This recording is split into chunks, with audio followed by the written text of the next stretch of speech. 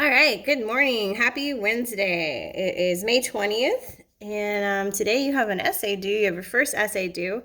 Um, it's only 9:36 right now when I'm making this video, and only 9 of you have submitted your essay. So if you're one of the people that has not submitted your essay, make sure you go into week 3, essay number 1 final. Click that. And it's got all the information of how to submit your essay.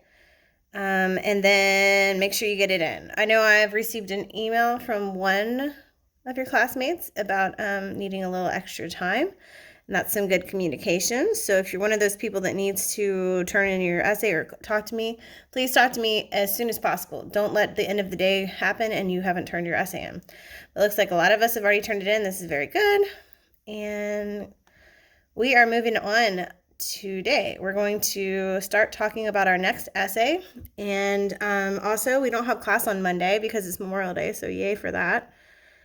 And then you only have one assignment due between now and Wednesday, so like 1 week to do something that's not going to take that much time. And I will show you how to do that in a little while. So I made a PowerPoint presentation for you today to talk about our next essay. Writing with examples, and then I also will post this on Canvas when hearing lots of noises outside my house. I will post this on Canvas after I post my video. All right, so writing with examples. The basics of writing with examples. Just as we all use narratives to tell stories about who we are and what we are doing, we routinely use examples in conversation to make ideas clear to others. In both your academic and professional life, you will be expected to provide such examples in writing to clarify and support your respective points of view. As we saw in the last module, given the complexity of language and its connection to the world, by its nature, our words are never an exact replication of the universe we inhabit. Every time we communicate, we are establishing a perspective that we are asking others to believe. In writing, examples illustrate general observations and thesis statements in a more interesting, persuasive way. Good writers use many examples that relate to a reader's experiences, hoping to convince them that the points they are making are believable. All right, examples can be used throughout the essay. You can use them in the introduction, the body paragraphs, and conclusion. They're usually more prominently discussed in the body paragraphs, which make up the majority of a paper. Examples are used in all essays to help support general statements.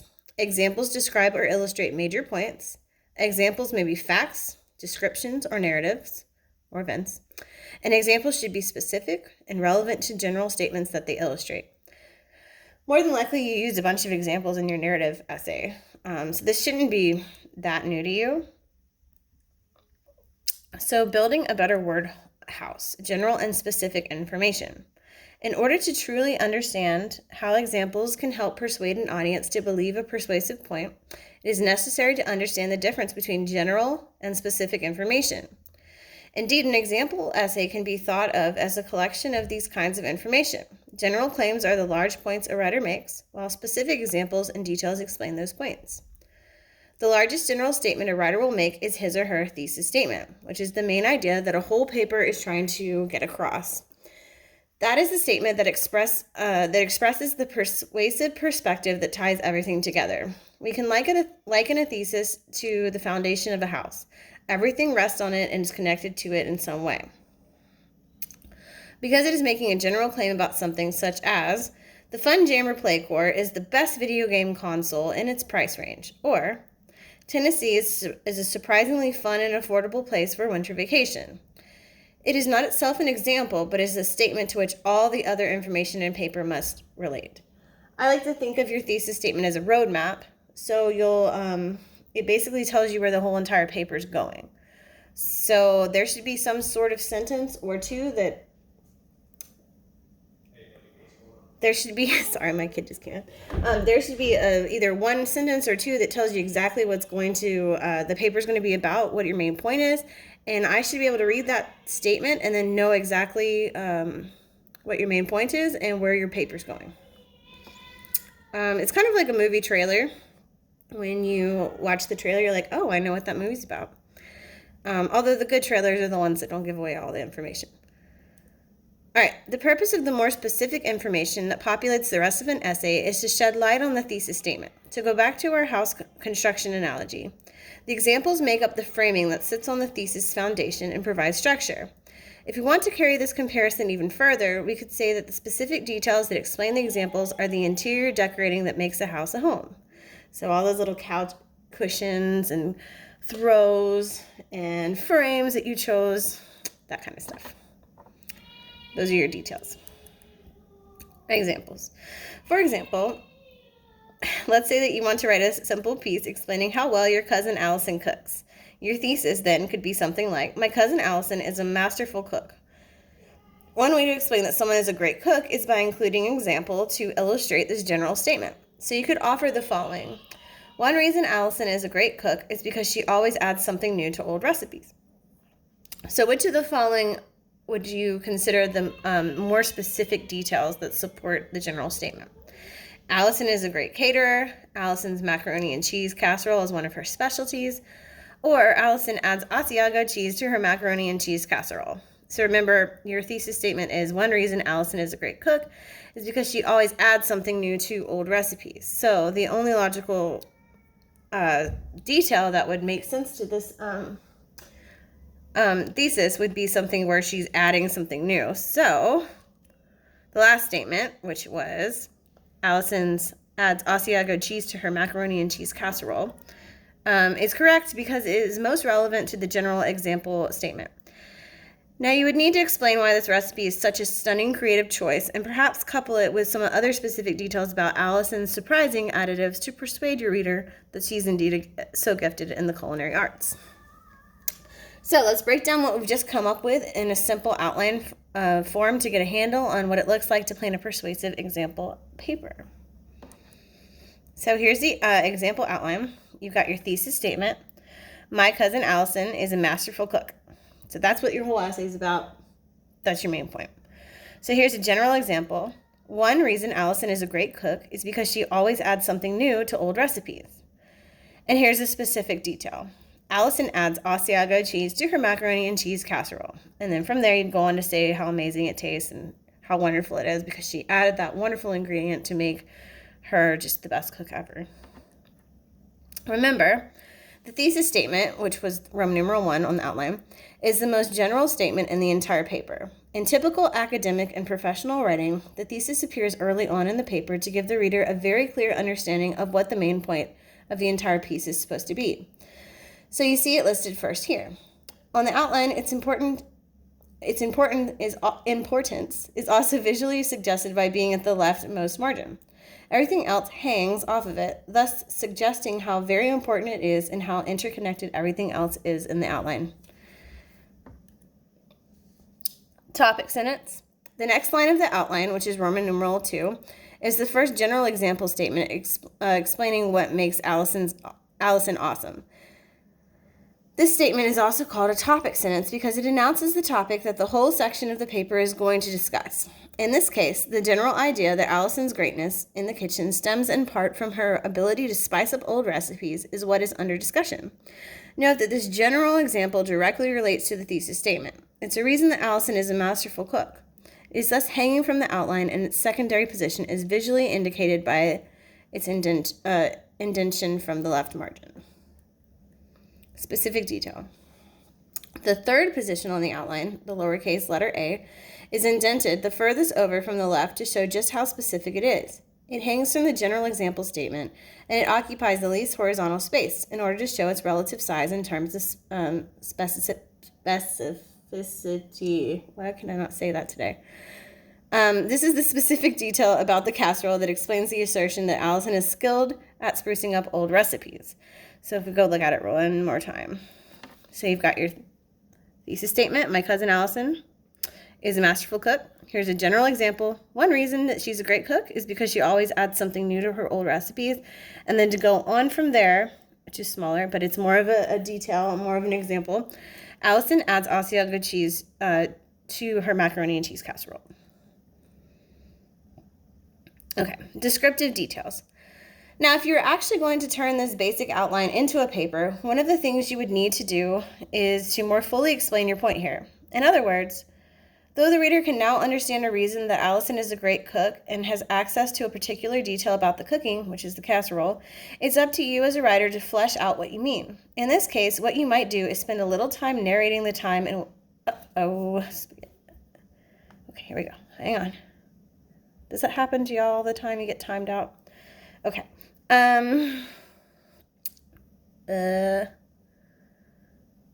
Okay, so it's up to you as a writer to flesh out what you mean. In this case, what you might do is spend a little time narrating the time in March when Allison made this dish, focusing on the difference between what you expected to eat and what you actually experienced, and describing the succulent taste of the dish.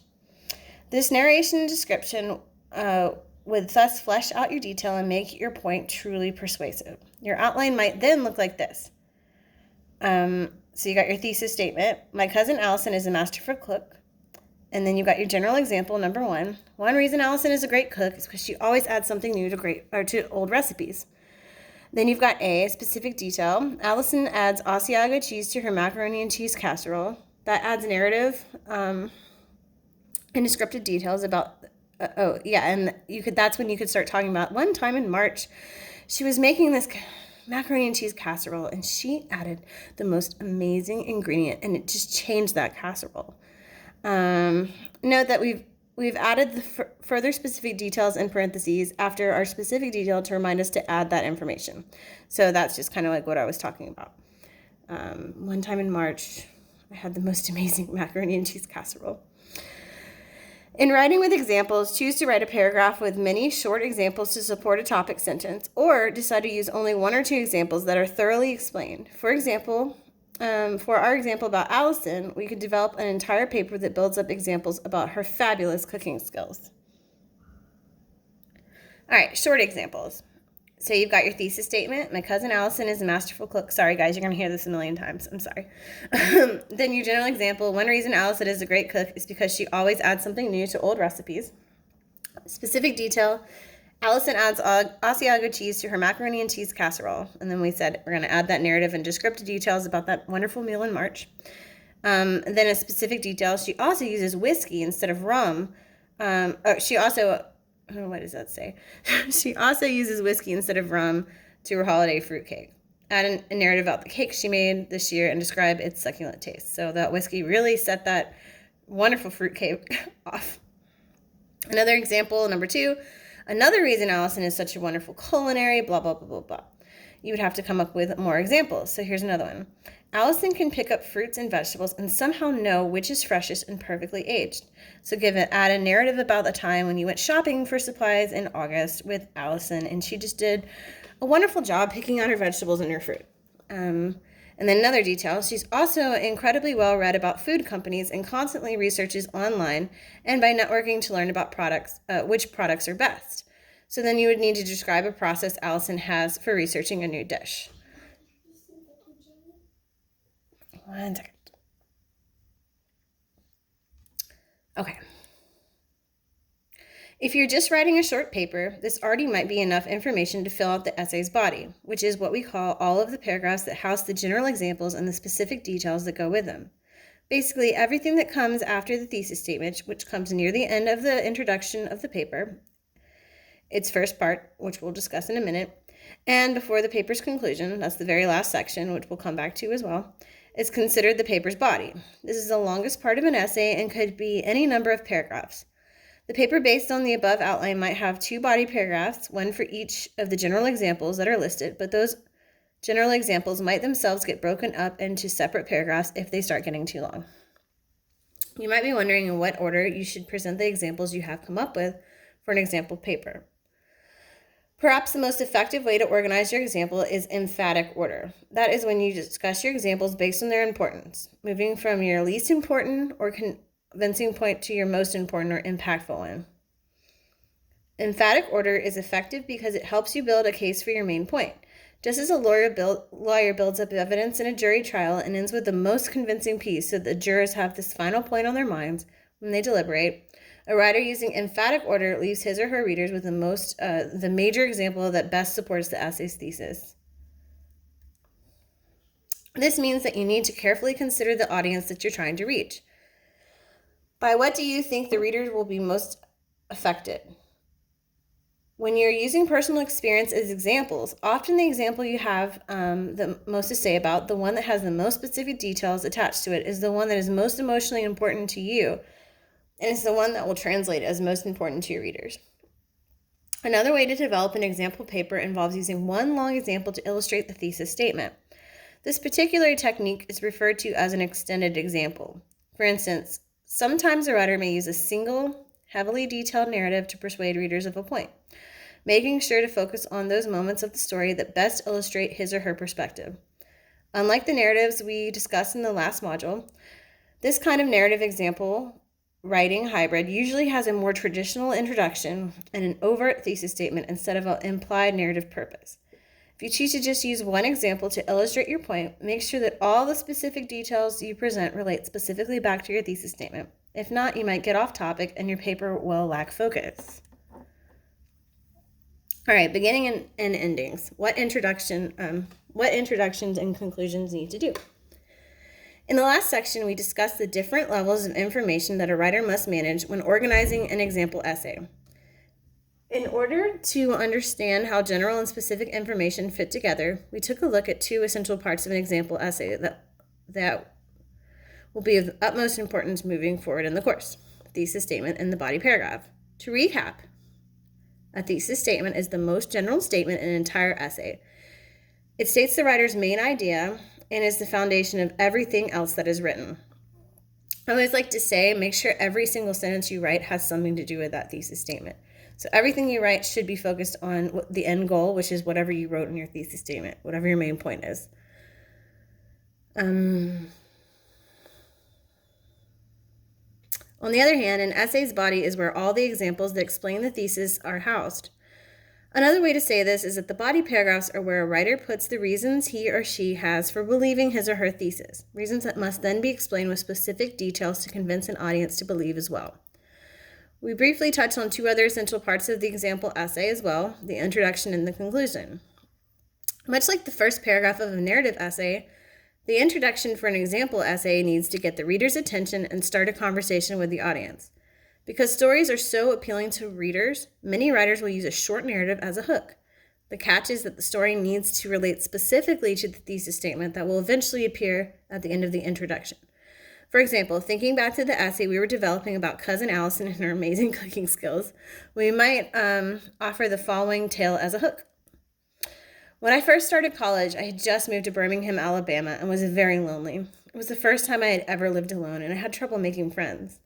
Luckily, my cousin Allison lived there too, and would often visit me during the week and would cook me dinner. She insisted. Besides being a wonderful friend and conversationalist, Allison also literally brought something else to the table, her superb cooking. I had never been much of a foodie before, but that was because I never had truly been exposed to an artist in the kitchen. Allison's incredible dishes lifted my spirits and enraptured my taste buds. I was in awe of her talents, and in short order, I learned that brilliant cooking involves not only a creative flair and passion for trying new things, but must also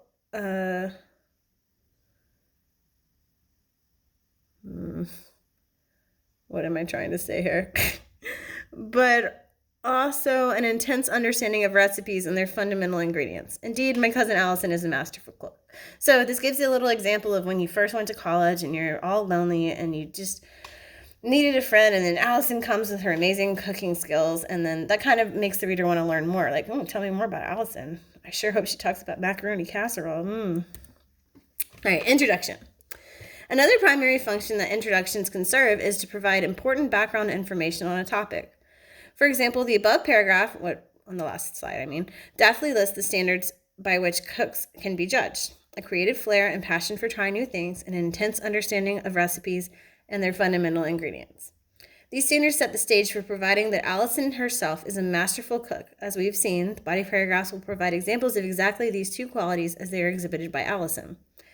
Remember that you should avoid blurting out your thesis at the very beginning of the introduction, as that will make an abrupt opening and will blindside your readers with a main point before they are prepared for your perspective. A good introduction serves as both a lead-in to the essay's main idea, as well as it provides viable information related to the topic itself, so that the audience is fully vested in the subject and is eager to proceed. Conclusion. Shockingly, the conclusion is the final part of the essay. Many students have been taught to end a short writing assignment by summarizing up everything that they already have explained. But this is a bad idea because your reader just has read all over your examples and your body paragraphs. So if you just repeat this information, your audience will be bored and possibly even insulted that you think so little of their reading comprehension. Y'all are probably thinking that since I've made you read Allison's examples a million times. Instead, your conclusion should tell your audience why the essay you just wrote matters. Just ask yourself these kind of questions. First, why is my take important? Like, why does it matter? Why do I want my reader to understand? Oh, no, sorry. What do I want my reader to understand? Why am I spending all this time writing an essay? What's the point? What do I want my reader to know from this? And do I want the audience to go and do something now? So maybe for this assignment you're about to write, you're supposed to be persuading the reader that maybe a TV show, a movie, something like that, you're trying to make them want to read it or watch it. So maybe you're calling them to action to go binge watch the show. Your answers to these questions should be enough to generate a few compelling sentences that will put a satisfying spin on your essay. Consider the concluding paragraph on the next slide. All right, so here's more about Allison. Ever since Allison's visit in college, my mind and palate have broadened significantly when it comes to everyday dining. I now can appreciate not only the artistry behind the meals I eat, but the way those meals can serve as dedicated expressions of love and companionship, as well as vehicles for nutrition. For many of us, taste is our least developed sense, but I urge you to learn more about cooking, if only to better appreciate those around you who have mastered the art. So in this way, in this conclusion, you see that it's kind of a call of action for you to go investigate cooking, maybe watch some YouTube videos, read some food blogs, broaden your horizons when it comes to cooking. All right, so mapping is one way to kind of brainstorm your ideas for your paper. If we were in the classroom, I would show you on a whiteboard, but we're not. So in our previous modules, we discussed listing, questioning, and free writing. We kind of did that when I made y'all talk to your groups about what you plan to write. Okay, so now we're going to look at a different one. It's called, where am I? I'm sorry.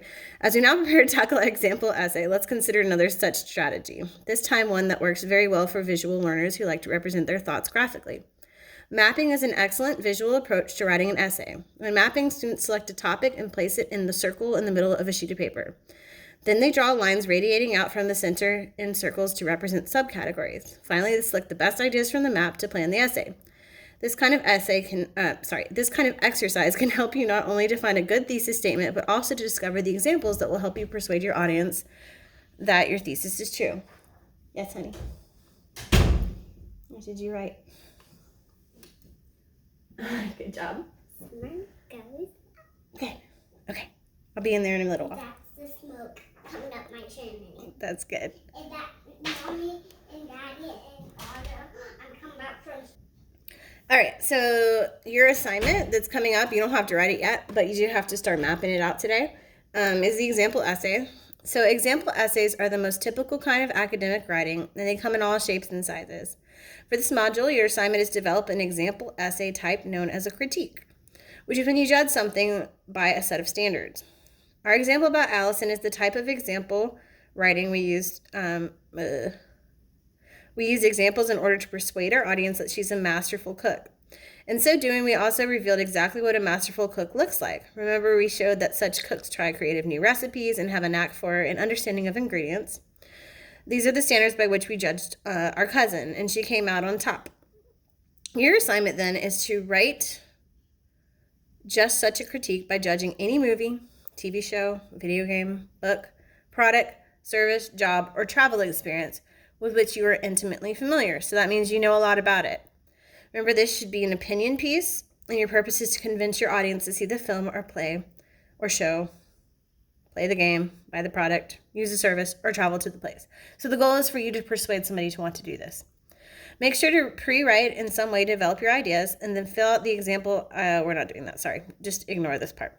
All right, so I want to show you how to map out your, okay. I want to show you an example of mapping real quick. Okay, so I wanted to give you an example of what mapping looks like. So you're supposed to, what I just read to you. So when you're mapping, you select a topic and you place it in the circle in the middle of a sheet of paper. So here's my circle. And since your options were, you could write about a TV show, a movie, video game, book, product, service, job, or travel experience with which you're intimately familiar. So I'm going to write Game, except my G looks really weird, of Thrones. It's a TV show. It's also a series of books, which I read, although George R.R. Martin did not finish writing them, and it made me so sad. But the TV show is good too. So the whole goal is for me to persuade you to watch it. So I would just, as far as mapping, I just come up with all the things that I like about the show. So we've got knights. We've got princesses. Kings. And queens. Sorry, I didn't realize you can't see. Queens. Oh yeah, we got magic. What else is there? Fight scenes. Duh, lots of fighting.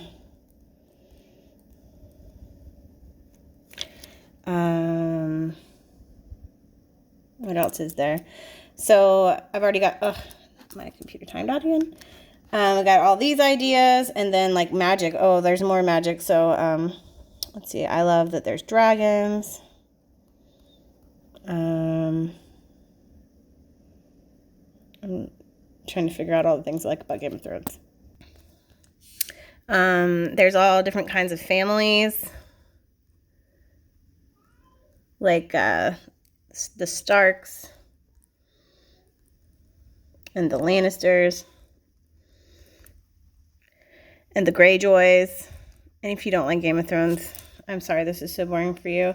There's a lot of girl power, which I really like. Like girls doing amazing things, like Arya. She's a BA. Don't want to cuss for you. So I've got all these different things, and I could go from here and figure out which ones that I wanted to maybe write about. So, for instance, like the princesses, kings and queens, those are all related. So I could write a whole paragraph about that and give examples. The magic, there's dragons, there's like wizards type things. There's like bringing people back from the dead.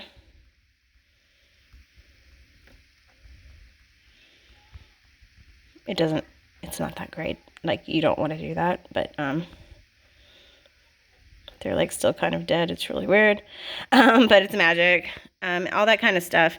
And I go from here and I kind of figure out which ones I wanted to write about. Maybe I like all the families in Game of Thrones. Maybe I like the fight scenes, like dragon fire breathing down, or White Walkers.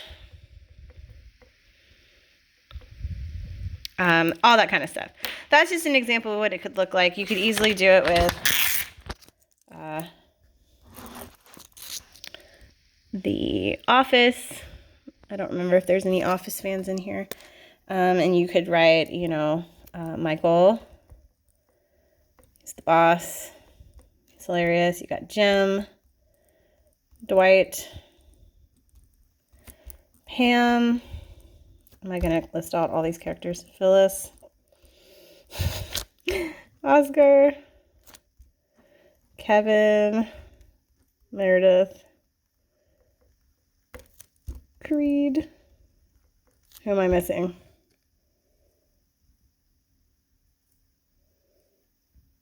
I guess I'm going with like the first season. There's a lot of, so I could talk about all these characters. I could group them into, wait, what's her name? Angela. Toby. I'm just going with characters for this one, but there's plenty of, Jan.